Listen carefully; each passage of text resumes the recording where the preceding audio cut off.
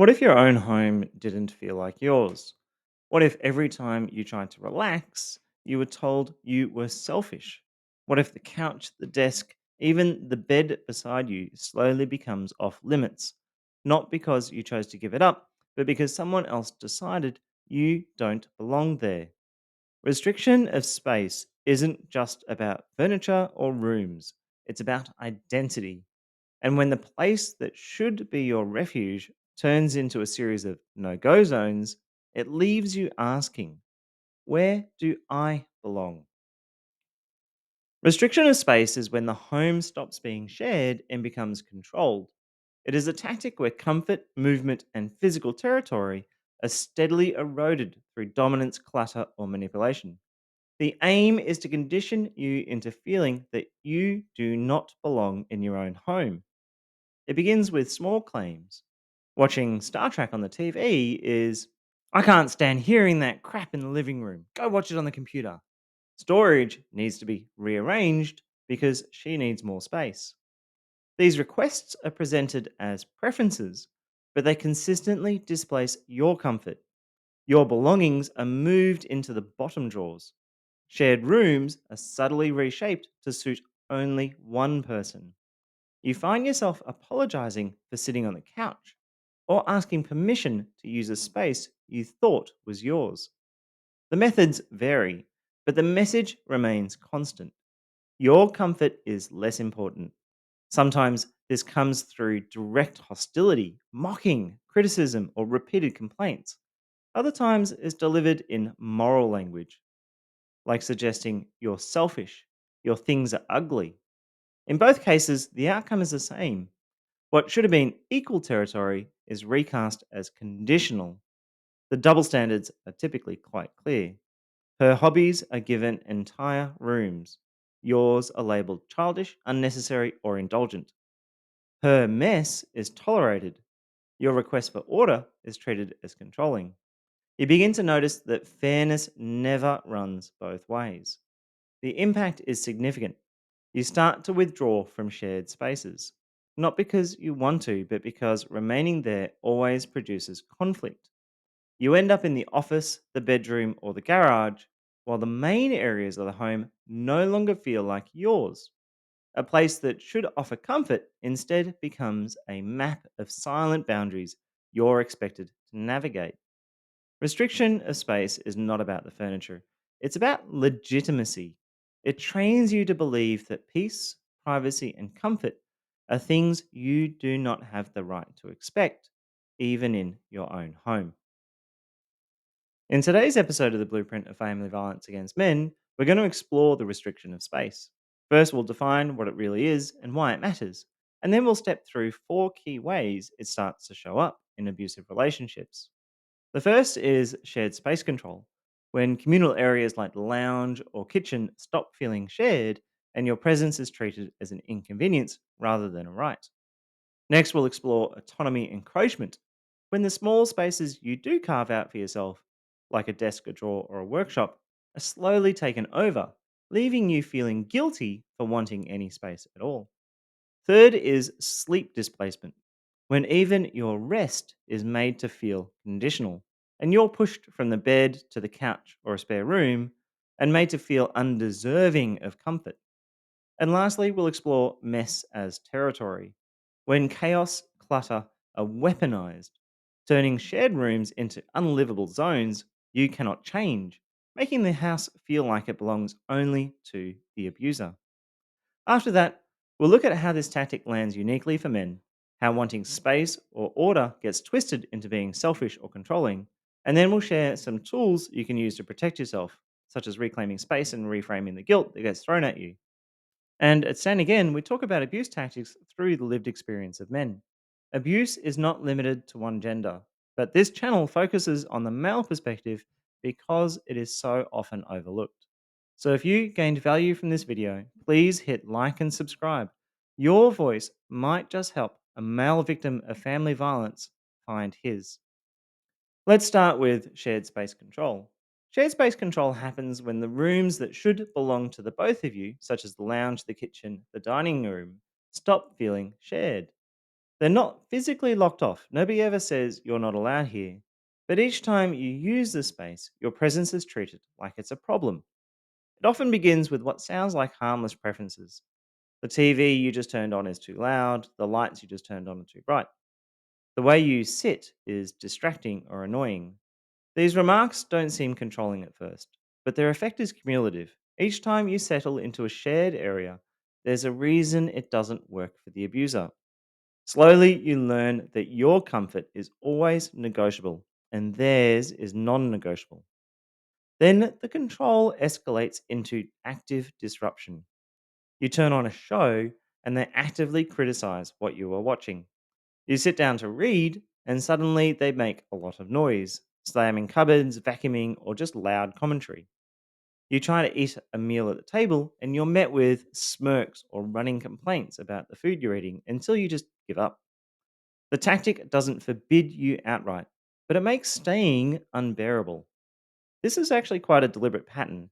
Shared space controls don't push you out with rules, it pushes you out with tension. It creates a steady stream of small pressures that make the cost of using the space feel greater than the benefit. So you leave, not because you want to, but because leaving is the only way to restore peace. And then the double standards will set in. Her hobbies are given whole rooms, like a sewing room or craft room, spaces that stay untouched by your hands, and yours are dismissed as unnecessary, childish, or even selfish. Her clutter spreads freely across the shared spaces. Any mess you make is met with rage and a demand to clean it up immediately. And if you ask for order from her, you're accused of being uptight or controlling. Her comfort is assumed. Yours must be justified. The impact is corrosive. You start to feel guilty for sitting on your own couch, ashamed for turning on the TV in your own lounge. You second guess whether you're even welcome at the dining table. Each step teaches you to shrink your presence further. Eventually, you retreat to the office or the garage or just the bedroom, not because you chose those spaces, but because they are the only ones left where conflict doesn't immediately follow you. This erosion changes how you see yourself. You stop believing you have an equal claim to the home. You begin to treat your own comfort as selfish. You start apologizing for taking up space in the place that you're paying for. And the home that should have been refuge is transformed into a map of silent boundaries you are expected to obey. That's how shared space control works. It convinces you that your presence is the inconvenience. It trains you to retreat until the shared areas of the home are no longer yours in practice, even if on paper they always were. Next is autonomy encroachment. Autonomy encroachment happens when the small spaces you carve out for yourself, a desk, a drawer, a workshop, are slowly taken over. These spaces are claimed through the language of practicality. This is the only flat surface that works. I just need a bit of room here. Why are you being so precious about space? The tactic works by reframing your discomfort as the problem. You are told you're unreasonable for wanting privacy, selfish for wanting a desk, childish for wanting one drawer to yourself. What began as your space is steadily reclassified as shared, with a suggestion that it was selfish of you to think it was ever yours at all. Examples are everywhere. Your office desk becomes cluttered with half finished craft projects. Your drawers filled with clothes that are not yours. The shelves you had organized for your hobbies are covered with items that don't belong there. Each time you ask for your space back, you're told you're rigid, inflexible, or controlling, and still the encroachment continues. The double standards are obvious. Entire rooms are set aside for her craft activities, untouched and protected. Your spaces are always negotiable. If you enter hers, it would be seen as disrespect. When she takes yours, it is framed as practical or necessary. Her spaces are treated as sacred, yours are treated as fair game. The impact runs deeper than losing a desk or a drawer. You start to question whether you even deserve space. You feel guilty for wanting privacy, ashamed for defending a boundary, anxious about raising the issue because you know it will be turned back on you. You begin to preempt the conflict by surrendering before it starts, telling yourself it's easier to give in than to be accused of being selfish again. The adaptation eventually takes hold. You stop asking for space at all. You convince yourself that your needs are petty or unfair. What began as a slow intrusion becomes a redefinition of what you are allowed to have, nothing that is truly your own. That is the function of autonomy encroachment. It takes your desk, your shelves, or your room. But the real damage is that it erases the idea you are entitled to autonomy inside your own home. It conditions you to accept that your comfort is always secondary and that wanting any protected space makes you the problem. Next is sleep displacement. Sleep displacement happens when even your right to rest is controlled. The bed, the place that should be about comfort and recovery, becomes contested territory. Sleep becomes conditional. It begins with small complaints. You snore too much, you move too often, the doona is too heavy. These sound like ordinary frustrations couples work through. You try to compromise, earplugs, separate blankets, changing position. Each attempt is dismissed, nothing you do is accepted. The language escalates. I can't sleep with you here. You're disturbing me. If you cared about me, you'd move. The pressure builds until the message is unavoidable. You are the problem, and the solution is to leave the bed. And so you move onto the couch, into a cluttered spare room, into a corner of the house where your presence won't be criticized. The shift is not about sleep, it's about belonging. You are pushed out of the most intimate space in the home and taught to believe that exile is your fault. The tactic works by twisting comfort into selfishness. Using the doona you've always had is painted as controlling. Wanting to stay in the bed you share is framed as inconsiderate. The space beside her becomes conditional, with every condition resting on you being less noisy, less disruptive, less human.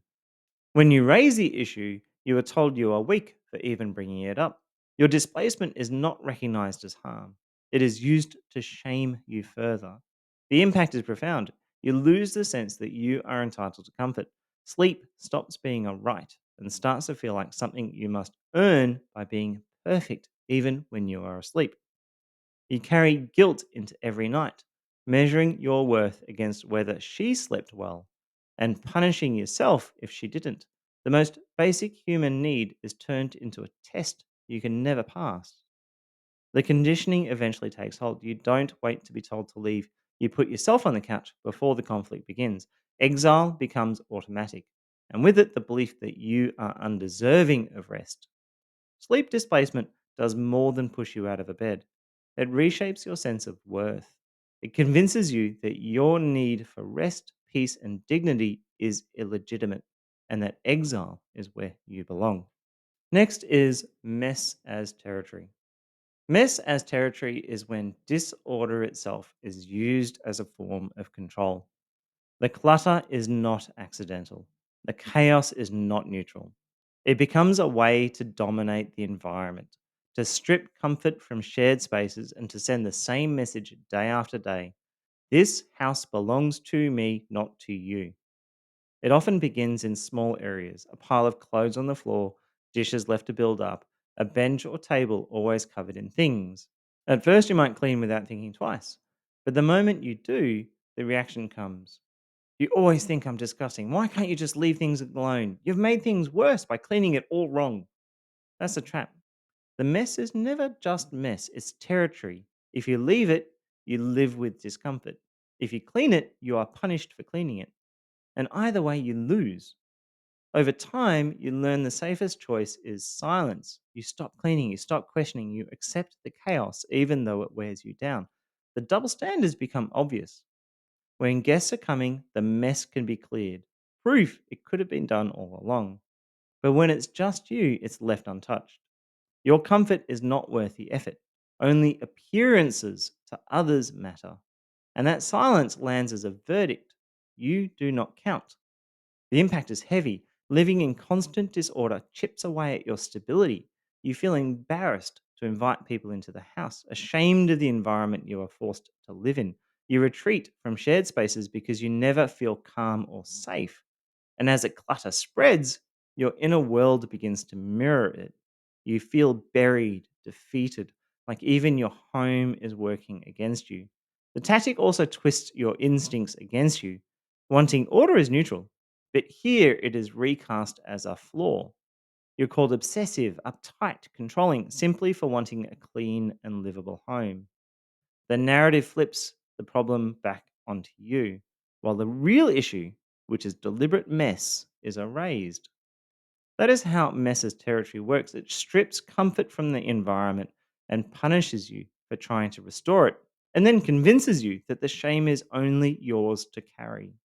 The result is a house that may still be physically yours, but in practice belongs to her because you're being conditioned to stop resisting the chaos. Restriction of space lands hard on men because of how culture frames the home. The unspoken rule is that the house is hers. She decides what goes where, what's allowed in shared rooms, how the space is arranged. And the culturally acceptable place for a man is the shed, the garage, or a corner in the office if he's lucky. So when you're pushed out of the living room, or nudged off the couch, or made to feel like you don't belong at the dining table, it doesn't look unusual to anyone else. It looks like the way things are meant to be. That's what makes this tactic so hard to name. The loss of space isn't even recognized as a loss, it's seen as normal. And when you try to speak up, the double standard becomes obvious. If she complains about even a tiny mess that you make, it's treated as her right to scream and yell at you. But if you raise the same concern, it's framed as controlling, picky, or unreasonable. You don't get seen as someone asking for fairness. You get treated like you're overstepping. And worse, you're met with derision and disgust. If you say you don't feel comfortable in your own home, you're told you're delusional for expecting there to be a clear space to walk or no ants on the floor. If you push back against being displaced out of your office, you're called pathetic for not cleaning her craft room enough for her to use it, even though you're not allowed in there. That kind of response breeds deep shame. You start to feel embarrassed for even noticing what's happening, let alone raising it. And because no one recognizes how much erosion it takes for a man to even get to this point, your reality gets dismissed before it's even heard. That shame ties into fear. You know that raising the issue with your abuser isn't neutral.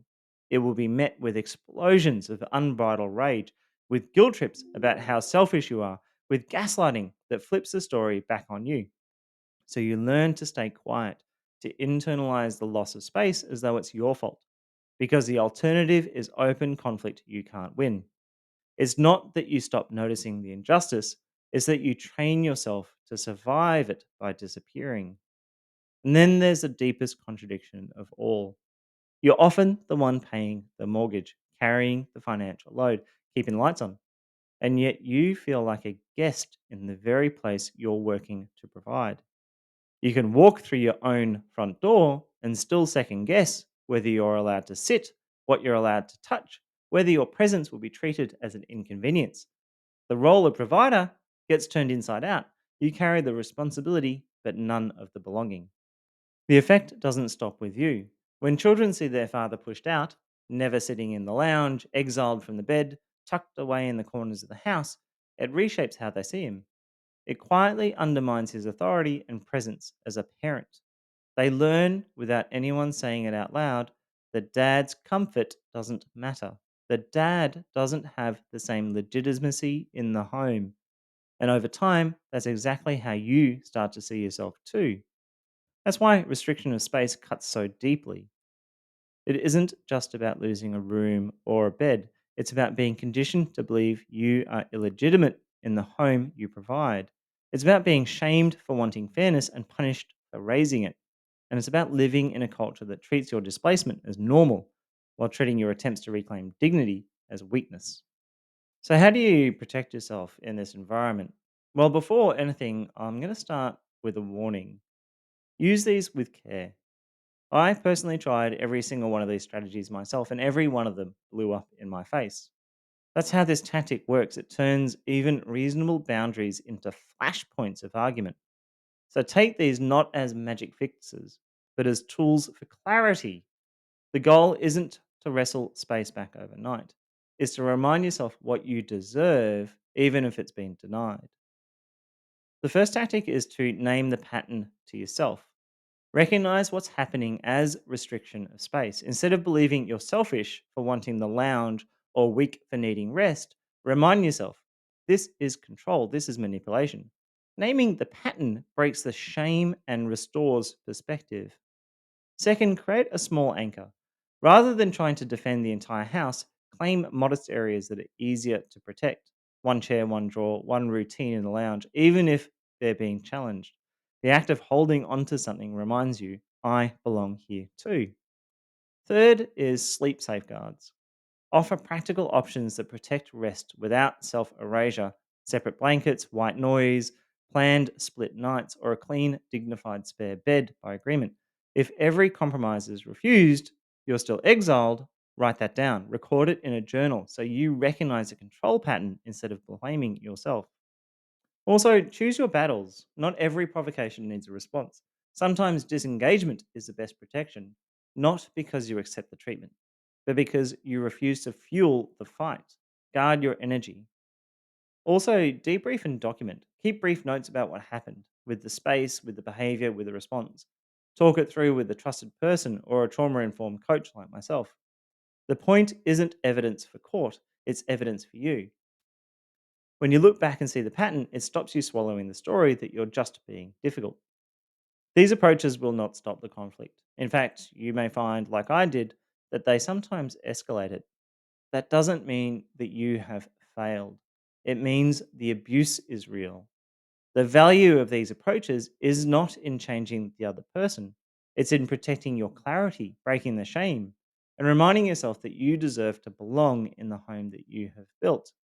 If you've lived through restriction of space, it can leave you feeling like you don't belong anywhere, like your presence is always the inconvenience. And when you've carried that message too long, you start to believe it. You stop asking for fairness, you stop expecting comfort, you disappear from your own home. But none of that means you were selfish. None of that means you were weak. It means you were conditioned by control. Wanting to sit in a lounge, to have a desk, to rest in a bed, these are not luxuries. They're basic human needs. And the fact that those needs were turned into reasons to shame you doesn't make you the problem. It makes the behavior abusive. So if you've been pushed out of the shared rooms, if you've been told you're controlling for wanting order, if you've been exiled from your own bed, remember this: you are not illegitimate. You're not the inconvenience. You deserve peace. You deserve privacy. You deserve place. And no tactic, no double standard, no cultural script can erase that truth.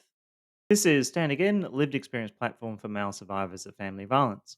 Please like, comment, and subscribe. Your voice might just help another man find his. If you're looking for one on one support, you can book coaching with a member of the Stand Again team.